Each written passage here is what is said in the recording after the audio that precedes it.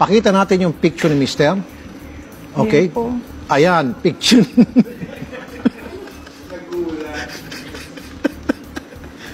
Okay. So, maganda.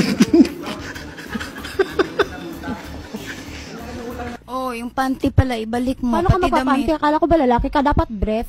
Babae pa rin ako kahit ganito ako, nagpapanty ako. Dala ko po yung sinabi niya na bagong panty. Oh, dala mo dyan ngayon. Isusoli mo ngayon. Oh. Ang Pakinggan mo turing muna ibang ako. tao. Pakinggan Ibang mo. tao, turing mo sa pamilya ko. Nanay ko pumunta Pakinggan doon. mo muna ako. Pumunta ang nanay ko doon. Nag-request na sa'yo ng hotdog. Tapos sabi nanay ko, hotdog. Ang binili mo, potlong. Tapos nagreklamo nanay ko, nagalit ka? Nagalit ka? Kasi, Sabi mo ang arte ng nanay ko? sir, sandali lang. Pinabibili ka ng hotdog, ba't ka bumili ng putlog? Ba't kasi putlog ka sa tali? Ba't kasi putlog bumili mo hindi hotdog? Ang matuta ko ang baho ba? Siyempre naman kasi normal na kasi yun, yung uutot. Ang Ano nga normal. namang magsabi pa ako sa'yo? Normal. Hindi, kunwari yung ikaw, kunwari umutot ako tapos mabaho. Ano mararamdaman mo? Normal na yun kasi mag-asawa naman tayo. Ba't kailangan ko pa, uy love, uutot ako gano'n. Kailangan ko pa magsabi sa'yo. Hindi naman ganun yun eh. Wala. Nasundan lang na. Ang beses daw padala ka kasi yung sa motor. Birthday na yun, Tay. Birthday mo. Pinadalan ko kaya yung pira.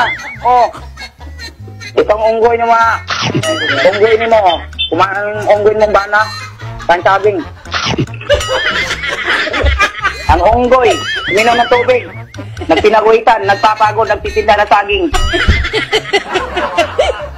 Subukan niyo wag ka... Mga kababayan ko, hindi po ako narito. You can say in English kasi para maintindihan din ni ano.